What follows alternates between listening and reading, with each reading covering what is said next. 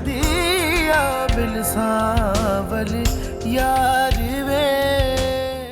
सारंगा के बंदों ने शहर का चप्पा चप्पा छान मारा, जिस जगह भी जोरा की मौजूदगी का एहसास था। लेकिन मैं मायूस नहीं। फैजी,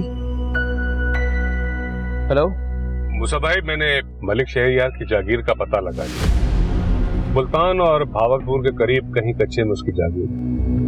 उसकी जागीर क्या, बल्कि वो उसकी बीवी की है और उसकी देखभाल भी उसके साले ही करता। अगर है मलिक शहरयार के नाम, उसके साले उसके जमीनों के करीब ही रहते हैं। ठीक है, मैं बस अभी निकलता हूँ। अब वहां जाने का कोई फायदा नहीं है। क्यों? फायदा क्यों नहीं?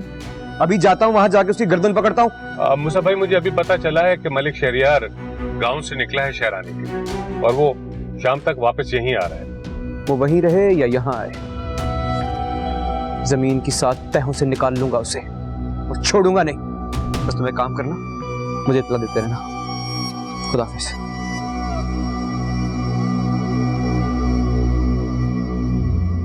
मैं भी तो यही चाहता हूँ आशिक नामुराद कि मलिक शहरयार तुमसे बचकर कहीं न जाए।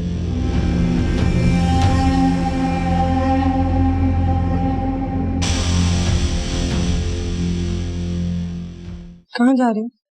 मैं तुम्हारे लिए चाय लेके आई। मुझे चाय नहीं पीनी।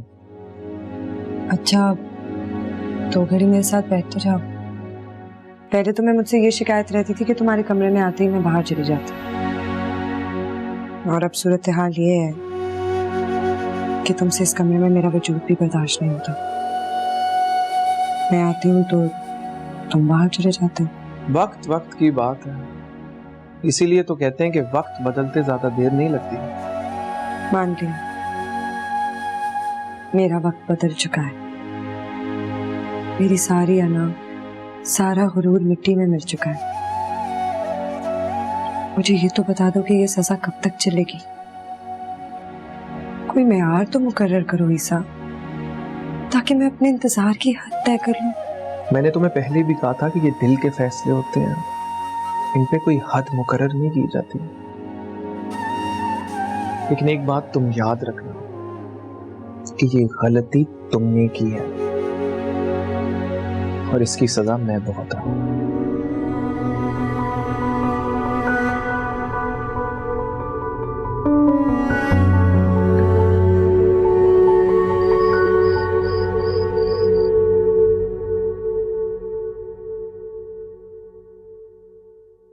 आप आगे फिर साहब? मैं तो काफी देर से आया हूं। तुम शायद बेटे के ख्यालात में इतनी गुम थी कि तुम्हें मेरे आने की खबर ही नहीं हुई। ख्यालात भी किसका जोर चलता है पीर साहब? एक बेकस लाचार माँ सिवाय ख्वाब देखने के और क्या कर सकती है? बस यही ख्वाब देखती रहती हूँ कि हमारा घराना मुकम्मल हो गया, बाप बेटे में दूरी खत्म हो गई, हम सब एक हो गए। ये दूरियां मैंने अपनी खुशी से पैदा नहीं की हैं। तुम अच्छी तरह से जानती हो। तुम जानती हो ना कि मूसा ने क्या किया? जानती हूँ। एक बीवी की हैसियत से मैंने आपसे कभी कोई गिला नहीं किया, हर बात आपकी मानी है, मगर एक माँ अपने दिल से बहुत खफा है, बहुत खफा। तो उस माँ के दिल को समझाओ कि उस बाप ने उसे पलट कर आने से कभी नहीं रोका। उस बेटे ने क्या कहा था, ये बात तुम्हें मालूम होनी चाहिए, क्योंकि उस वक्त तुम वहां मौजूद थी। जी, मुझे याद है, वो जवाब देने वाला मेरा मूसा ही आपका बेटा नहीं था। वो तो एक सरफिरे का जवाब था जो किसी नामहरम लड़की के इश्क में अपना सब कुछ दांव पे लगा गया, ना दीवाना हो गया। काश आप मेरे मूसा को एक मजनू और दीवाना ही समझ के माफ कर देते। तुम्हारा बेटे का शर मेरे खानदान की अजमत और नेक नीति की जड़ों को खोखला कर रहा था, इसीलिए उसे यह सजा दी है मैंने। सोने का टाइम हो गया।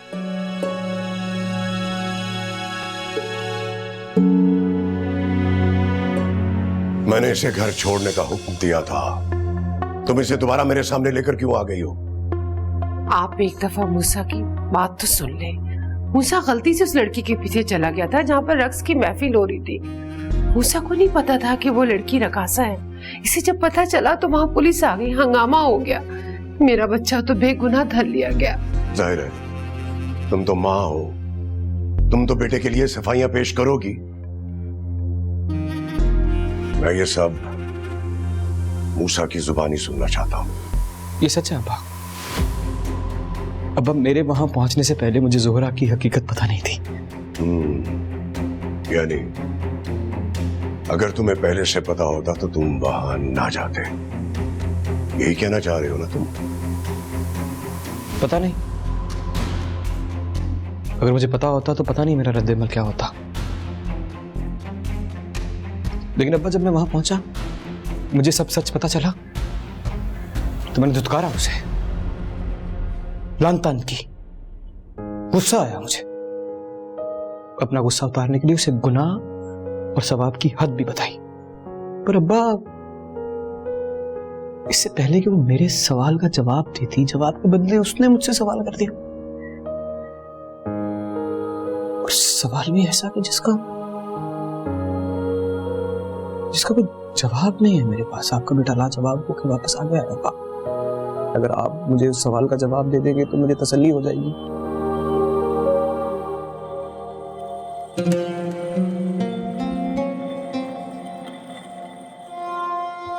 सवाल?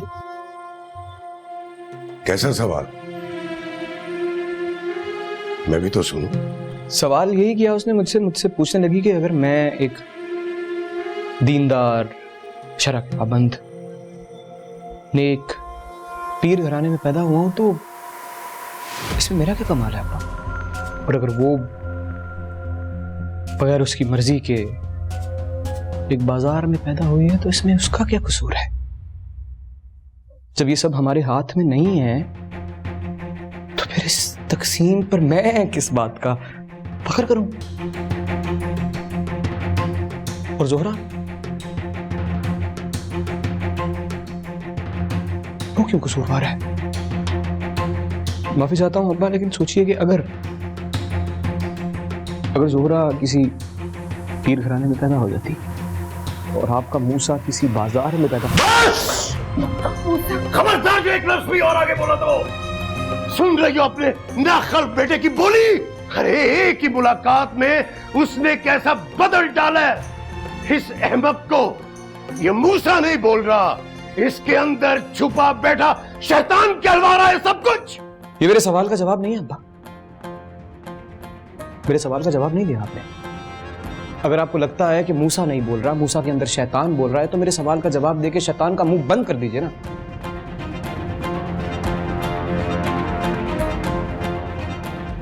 अब्बा जवाब दे दीजिए मुझे कि अगर मैं दीनदार घर में पैदा हुआ हूं तो इसमें मेरा क्या कमाल है? अगर वो बाजार में पैदा हुई है तो इसमें उसका क्या कसूर है? अगर इंसान की पूरी जिंदगी की नेकी और बुराई का फैसला जगह से होता है, अच्छी या बुरी तो जगह हुई ना।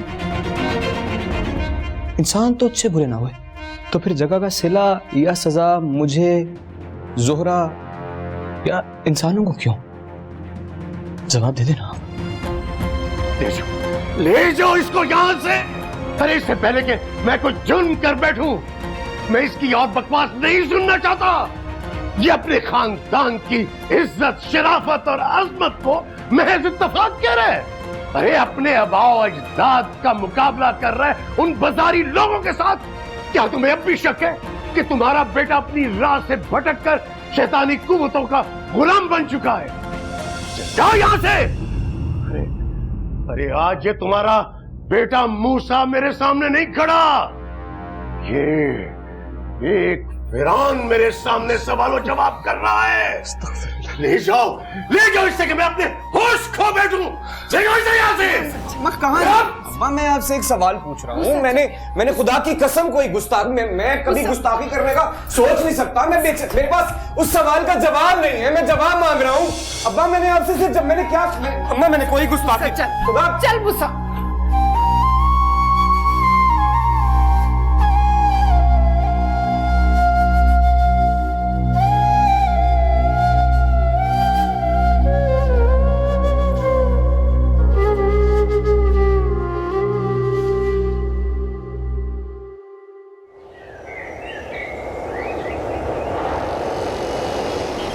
शहरियार है ये, यहाँ क्या कर रहा है? ये तो सीधा हमारी तरफ ही आ रहा है।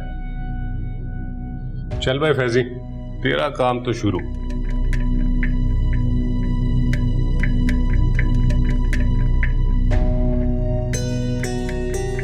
हेलो जी मूसा भाई फैजी बोल रहा हूँ। मूसा भाई वो मलिक शहरियार वापस आ गया जी। मैंने अभी देखा उसने गाड़ी पार्क की है पार्किंग, और उसकी हिम्मत तो देखें कि वो सीधा मैडम के पास आ रहा है। ये आप जल्दी आ जाइए। ओके मूसा भाई।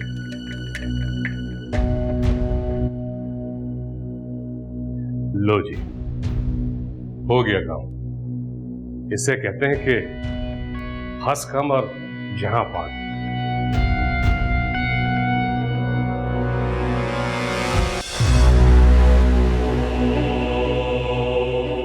ये क्या बदतमीजी है? ये क्या तरीका है किसी के प्राइवेट ऑफिस में दाखिल होने का? जो जिस तरह समझता है ना, मैं उसको उसी तरह समझाता हूँ। क्या मतलब? मतलब ये मैडम, हमारे बीच में एक डील हुई थी। मैंने अपनी कमिटमेंट पूरी कर दी है। तुम अपना वादा कब पूरा कर रही हो? मैं अपने वादे पर आज भी कायम हूं। वादा खिलाफी तो तुम्हारी तरफ से हुई। मैंने क्या किया है? पागल हो गई हो क्या? हमारी डील तलाक की हुई थी। तलाक दी रही थी मुझे ज़ोहरा को, दे दी मैंने। अब तुम अपना वादा पूरा करो, वरना मुझसे बुरा कोई नहीं होगा। सुन लो ये। मैं तुम्हारी धमकियों में आने वाली नहीं हूँ मलिक शहरयार। सीधे तरीके से बताओ ज़ोहरा कहाँ है? क्या क्या है तुमने उसके साथ? ये क्या पता वो कहाँ है? क्या पागल तो नहीं हो गई हो तुम? मेरे घर से निकालने के बाद वो पता नहीं किधर जाके मरी है, मुझे क्या पता यार। तुम वो पूछो ना उससे, अपने बॉडीगार्ड से, मूसा से। आशिक है ना उसका, उसी के पास गई होगी वो। झूठ बोल रहे हो तुम। तोहमत लगा रहे हो तुम उसके ऊपर, और ये तोहमत तुमने बार बार उस पर लगाई है। सीधे तरीके से क्यों नहीं कहते कि तुम्हारे नापाक इरादे जब कामयाब नहीं हुए तो तुमने फैसला किया उसको अपने रस्ते से हटाने का। याद रखो मलिक शहरयार, अगर ज़ोहरा ना मिले तो उसकी गुमशुदगी की FIR तुम खुद ही तुम्हारे खिलाफ कटवाओगे। ठीक है, ये वाला शौक भी पूरा कर लेना, मजा आएगा। वैसे सेठ शहबाज ठीक कहता था यार, इसको जादू आता है। दीवानी है ये इसकी। तुम्हारा तो बॉडीगार्ड है ना, रात दिन उसी के साथ होती हो तुम तो। वैसे एक बात बताओ, ये बहुत जल्दी याराना नहीं हो गया तुम्हारा इस मूसा के साथ, अपने शौहर को इसके हाथों अंदर करवाने के बाद? बकवास बंद करो अपनी। कहाँ है वो? बताता हूँ मूसा भाई, लेकिन मैं चाहता हूँ कि आज आप पे किसी और की असलियत भी खुल जाए। क्या मतलब? तो ये कि मैं खुद कुछ नहीं बोलूंगा, आप कान लगा कर सुनिए, आपको सब पता चल जाएगा। तुम जैसा मैंने घटिया खुदगर्ज पूरी जिंदगी में नहीं देखा। एक्चुअली तुम जैसे खुद हो ना, वैसे तुम दूसरों को समझते हो। बिल्कुल ठीक है। अब मेरी बात सुनो, तुम्हें क्या लगता है कि मैं अपना हिस्सा लेने के लिए किसी हद तक नहीं जाऊंगा? मैं हर हद तक चले जाऊंगा। कान खोल के सुन लो, मैं अपनी बीवी के टुकड़ों में पल पल के थक गया हूं। तुम्हारे साथ मैंने डील इसलिए की थी ताकि तुम जो मुझे पैसे दो उससे मैं कोई बिजनेस शुरू कर सकूं। अब शराफत से अपनी आधी प्रॉपर्टी, आधा बैंक बैलेंस मेरे नाम कर दो, वरना मैं तुम्हारा वो हश्र करूंगा। तुम याद रखोगी, बल्कि मैं तुम्हारे चहीते मूसा को यह बता दूंगा कि जोहरा को तलाक देने में तुम्हारा हाथ था। मूसा, तुम यहाँ? हाँ, मैं गलत वक्त पर आ गया हूं ना। काश मुझे आने में जरा सी देर हो जाती तो वो लफ्ज मेरे कानों में ना पड़ते जो सुनने के बाद दुनिया की हर मोतबर शख्सियत से मेरा एतबार उठ गया है। नहीं मूसा, नहीं, प्लीज, मुझे तुम्हें गलत फहमी हुई है। देखो, बाखुदा मेरी नीयत बहुत बहुत साफ है। आपसे बाद में बात करूंगा मैं लैला मैडम।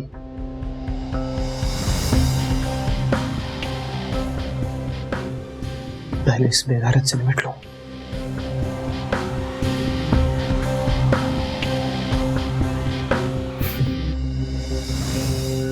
नोट टके के बॉडीगार्ड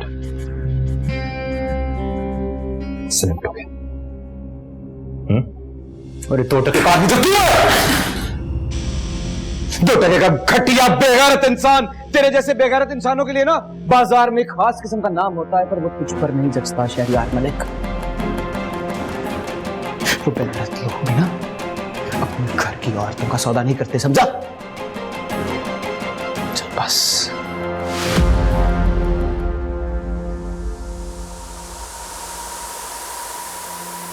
तेरा वक्त पूरा हो गया है। मूसा, स्टॉप इट। कलमा पढ़। मूसा, मूसा, डोंट। मूसा रुक जा। मूसा, मूसा इसको नीचे रख। मूसा यही चाहता है कि सब जोहरा का, please don't do this, please. देख शहरियार, बोल,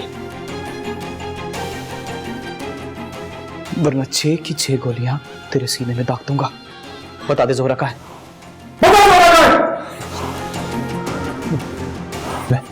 बोल मलिक शहरियार, वरना खुदा की कसम सारी की सारी गोलियां तेरे सीने में ताल दूंगा।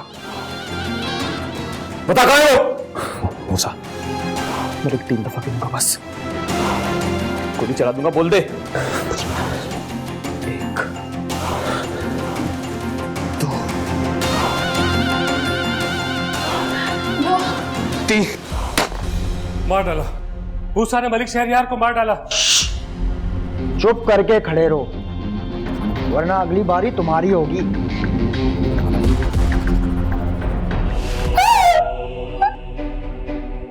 सभी को खुद मार डालेगा, कुछ हमारे लिए भी छोड़ दे। छोड़ दे मुझे सारंगा भाई। बेगैरत इंसान धरती पे बोझ जैसा रंगा भाई, इससे सांसें लेने का कोई हक नहीं है। छोड़ दे मुझे। जानता हूं ऐसे बेगैरतों की सारी खसलतों को, लेकिन अभी वक्त नहीं आया जानी। जाओ सेठ, और जाते ही शुक्राने के 2 नफिल पढ़ लेना। चंद सांसें बख्श दिए ऊपर वाले मालिक ने तुम्हारी, और हो सके तो सदका भी दे देना। जेल में चक्की नहीं पसवाई ना तो मेरा नाम मलिक शहरियार नहीं। तो फिर अभी से कोई नाम सोच लो अपना, क्योंकि तुम्हारा नाम तुम पे जचता नहीं है। गिद्ध शाहीनों वाले नाम नहीं रखा करते। चल निकल।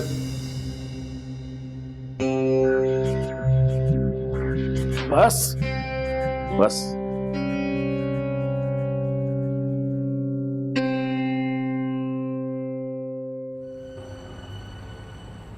मलिक शहरियार को आज मेरे हाथ से बचा के ठीक नहीं किया तुमने। मैंने वादा किया था किसी से, जिस दिन वो मेरी नजर के सामने आएगा ना तो जान ले लूंगा उसकी। तो फिक्र न कर, अभी तुझे बहुत मौके मिलेंगे।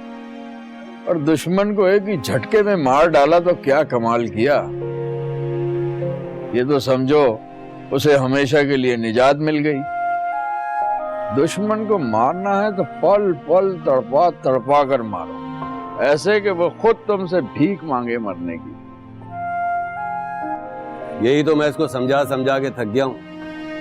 चांदपुरी ने जब मुझे जेल से बाहर निकल के फोन किया कि तुम दोनों की जमानत हो गई है, तब मैंने इसे इत्तला दी कि लैला मैडम के पास जाना है। तुमने ठीक किया ना मुराद।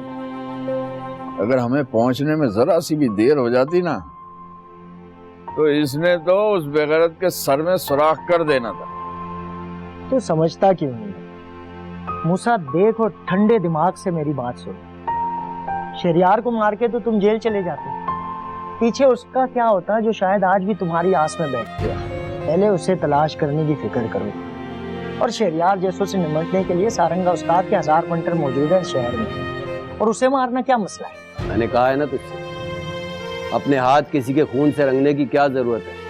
पूरी दुनिया में तेरे खानदान की बदनामी होगी, तेरा बाप और भाई किसी को मुंह दिखाने के काबिल नहीं रहेंगे।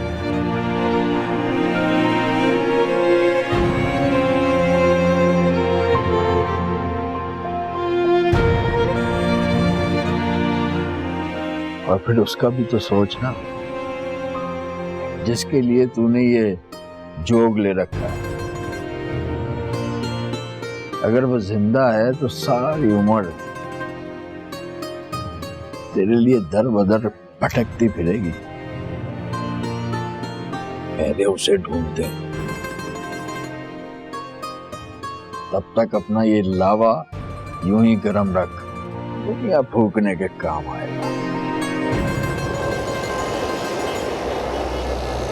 लानत है सारंगा, वो कहां से ऐन वक्त पर पहुंच गया। कितना बेहतरीन मौका था इस मूसा को फंसाने का। उफ, इस सारंगा ने पहुंचकर ऐन टाइम पर सारा खेल चौपट कर दिया। मेरा तो खुद गुस्से और बेबसी से बुरा हाल। बॉस, मैंने ठीक ठीक पत्ते बिछा दिए। मूसा ट्रिगर दबाने वाला ही था कि ये सारंगा उस्ताद पता नहीं बीच में कहां से आन टपका, और मलिक शहरियार बाल बाल बचा है। नहीं बचना चाहिए था फैजी। मूसा की एक गोली से, एक तीर से 2 शिकार हो जाते, मगर बस अब आगे क्या करना है? ये बार तो हमारा खाली गया। मूसा इतने आराम से बैठने वाला नहीं। जब तक उसे जोहरा जिंदा या मुर्दा मिल नहीं जाती ना वो खुद चैन से बैठेगा और ना किसी और को बैठने देगा। तुम ये आग मूसा के दिल में भड़काए रखना, और इसी तरह मलिक शहरियार को भी उलझाए रखना। मगर बॉस, इस लड़की जोहरा का क्या करना है? मैं उसे ज्यादा देर अपने घर में रखने का रिस्क नहीं ले सकता। देर या जल्द मुझे उसको अपने घर से शिफ्ट करना पड़ेगा। नहीं, इसकी नौबत नहीं आएगी। तुम लैला को फोन करोगे जोहरा के बदले तावान तलब करने के लिए, मगर किसी अनजान नंबर से और अनजान लेन-देन, और साथ ही साथ उसको धमकी भी दोगे कि अगर उसने किसी को बताया तो फिर जोहरा जिंदा नहीं बचेगी। मगर बॉस, अगर लैला मैडम हमें जोहरा के बदले तावान देने पर राजी हो गई और हमें पैसा मिल भी गया, तो जोहरा वापस जाके उन्हें सब कुछ बता देगी, और इस तरह तो हम सब डर लिए जाएंगे। फैजी, मेरे अहमद होता है। तुम पहले पैसा वसूल करोगे, फिर लैला को बुलाओगे एक वीरान सी जगह पर जोहरा को ले जाने के लिए, और लैला जब वहां पहुंचेगी तो वहां पे उसको जोहरा जिंदा नहीं, उसकी लाश मिलेगी, और तुम उस लाश का इल्जाम मलिक शहरियार के सर डालोगे। क्या समझो? ये खतरनाक चाल है बॉस। और इसी सिलसिले में मुझे मूसा पे FIR कटानी है। उसने मुझ पे जानलेवा हमला करने की कोशिश की है। हैरत मलिक साहब, ऐसी दरख्वास्त आपके खिलाफ किसी चांदपुरी नामी शख्स ने दर्ज कराई। आपने फिल्म प्रोड्यूसर लैला के दफ्तर में उसे बुलवाकर जान से मारने की कोशिश की। क्या? चांदपुरी? कौन चांदपुरी? मैं नहीं जानता किसी चांदपुरी को। क्या बोल रहे हैं आप? शायद उनमें से कोई एक हो जिनके खिलाफ आप पर्चा कटवाने आए। हाँ, लेकिन बकवास है ये, झूठ है ये चांदपुरी के पास क्या सबूत है कि मैंने उस पर जानलेवा हमला करने की कोशिश की है? माफ कीजिएगा मलिक साहब, सबूत तो आपके पास भी कोई नहीं है। और दूसरी तरफ चांदपुरी ने फिल्म स्टार लैला समेत 3 गवाहों के नाम दर्ज किए अपने हक में, जिनके सामने आपने कातिलाना हमला किया था। SHO साहब, मैंने आपसे यही बात कही है, मैं दोबारा कहता हूँ, ये बकवास है, ये झूठ है, मैंने ऐसा कुछ नहीं किया। कानून तो अंधा होता है मलिक साहब। अगर मैं आपकी FIR काटूंगा तो बदले में दी गई दरखास्त पर भी अमल होगा, और FIR तो आपके नाम कटी। आप कहना क्या चाहते हैं? मैं सारा मामला समझ गया मलिक साहब, मगर इस बार आपका पाला प्रोफेशनल और छुटे हुए लोगों से पड़ा है। वो इस छुपन छुपाई खेल के माहिर हैं, और जेल और हवाला तो उनके लिए गर्जी सी बात है। और मेरा आपको एक मशवरा है कि आप उनसे एक बाहरी कोई सेटलमेंट कर लें तो आपके लिए बेहतर है। और अगर मैं आज आपकी FIR काट कर मूसा को गिरफ्तार कर भी लूँ तो आदम सबूत की बिना पर पेरी पेशी में बाहर आ जाएगा, और फिर ये लोग टिक के नहीं बैठेंगे। झूठे सच्चे 10 गवाह आपके खिलाफ पेश कर देंगे अदालत में। ये तो इनका रोज का मामूल है। मेरी माने तो आप इस पड्डे में टांग में आ रहे हैं। ये सारे सारंगा के बंदे हैं, और आप शायद सारंगा को जानते नहीं। आपका जीना अजरन कर देंगे ये लोग, लेकिन फिर भी आप कहेंगे तो मैं आपकी शिकायत दर्ज कर दूंगा। ये आपका हक है, लेकिन आपको समझाना मेरा फर्ज है।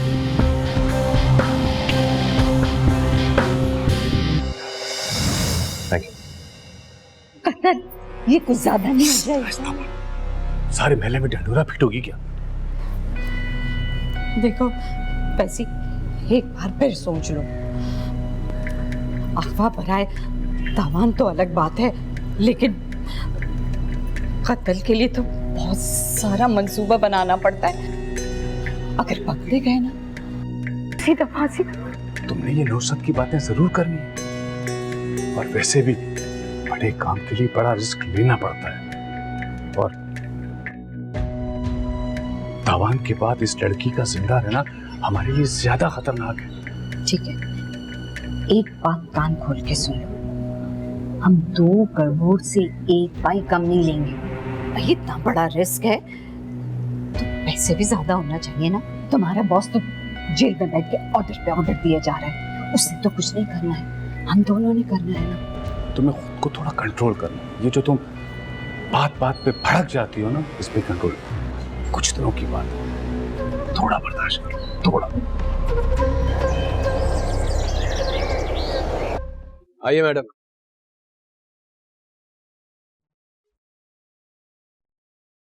मूसा, क्या हुआ? देख कौन आया तुझसे मिलने। ना मुराद, मुझे किसी से नहीं मिलना। मूसा, क्या तुम मुझे भी नहीं मिलोगे? मैंने कहा ना, मुझे किसी से नहीं मिलना। जानती हूँ तुम्हारी नजर में मेरा जुर्म बहुत बड़ा है, और इसीलिए मैं बड़ी से बड़ी सजा भुगतने के लिए तैयार हूं। लेकिन अपनी सफाई पेश करने का एक मौका तो दुनिया की हर अदालत देती है मूसा। तुम मेरी एक बात, पूरी बात सुन लो। जो तुम चाहो सजा दे दूंगा मैं उसके बाद तुम्हें तंग नहीं करूंगी दोबारा। किसी का यकीन और एतबार तोड़ने की क्या सजा हो सकती है मैडम, बताइए।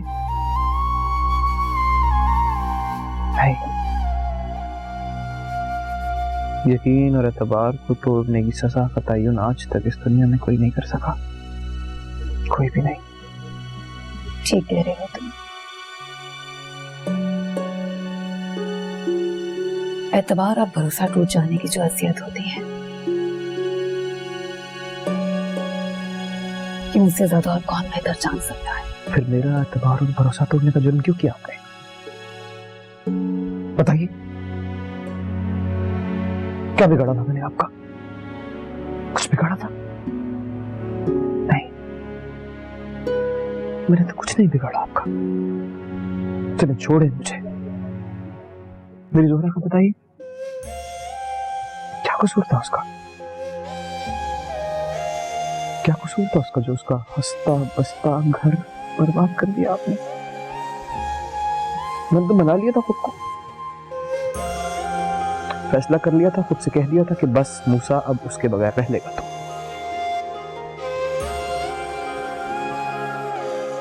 किसके कहने पे किया ये सब? अपने दिल के कहने पे। हाँ, ये सब मैंने अपने दिल के कहने पे किया मूसा। ज़ारा और शख्स के साथ कभी भी खुश नहीं रह सकती। वो उस पल पल की ज्यादती की अजियत देता रहता उसे, क्योंकि उसने उसके इशारों पे चलने से इनकार कर दिया था। और शहरयार, उसको तो किसी सूरत ये कबूल ही नहीं था। ये निकाह, ये कोई रिश्ता विश्ता नहीं था। ये तो बस एक इन्वेस्टमेंट थी जिसे वो हर सूरत कैश करवाना चाहता था, और बस। क्या मतलब?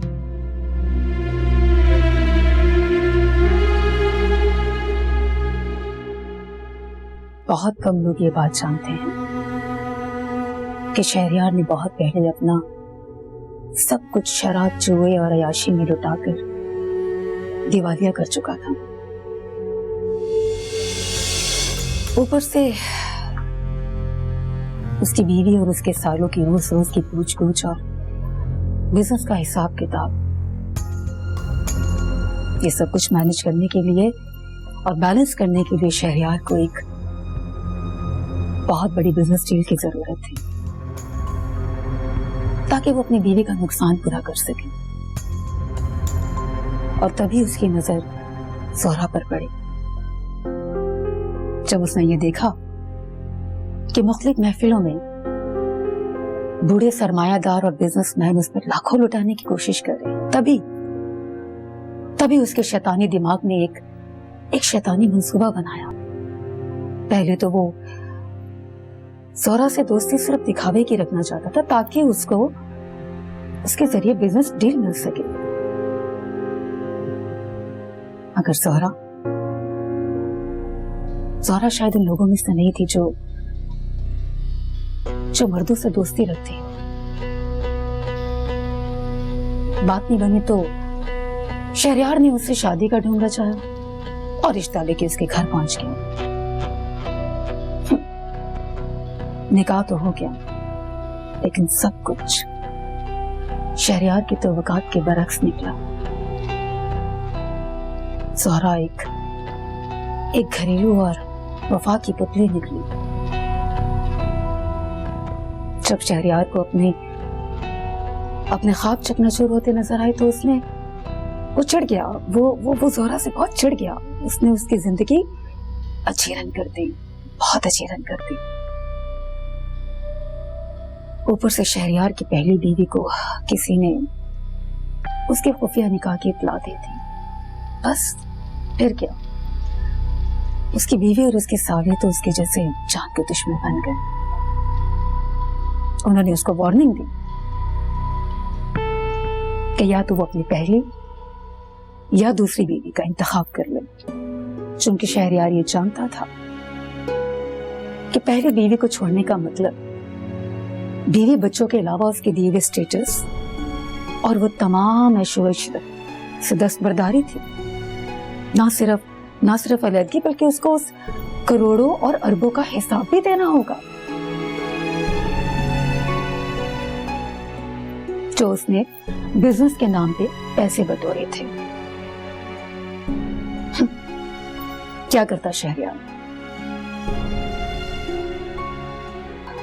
बस उसके पास कोई चारा ही नहीं था सिवाय जोहरा को तलाक देने के।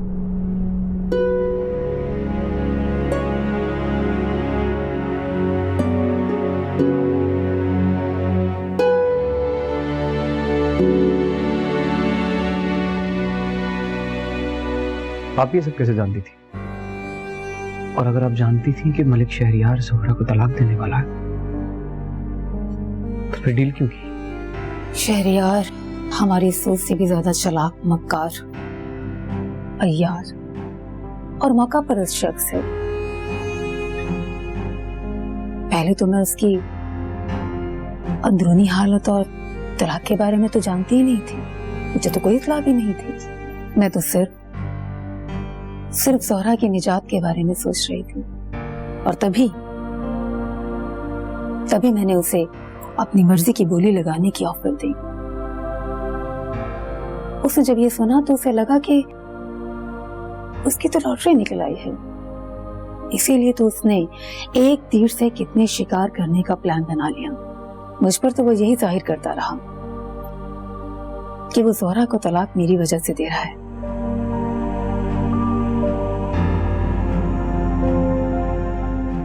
लेकिन ऐसा नहीं था कि अगर मैं इन दोनों के दरमियान में ना भी आती तो शहरयार तो तलाक के कागजात पहले ही बनवा चुका था। उसे तो हर हाल में जोहरा को तलाक देनी ही थी। अगर वो ऐसा ना करता तो उसकी बीवी और उसके साले उसका जीना हराम कर देते और वो तमाम चीजें छीन लेते जो उसके पास थी। उसके हाथ से सब कुछ चला जाता। बस यही शहरयार की सच्चाई है। मूसा, क्या तुम मुझे अब भी माफ नहीं करोगे? मैं जानती हूँ कि मुझसे बहुत बड़ी गलती हुई, मगर बाखुदा मेरी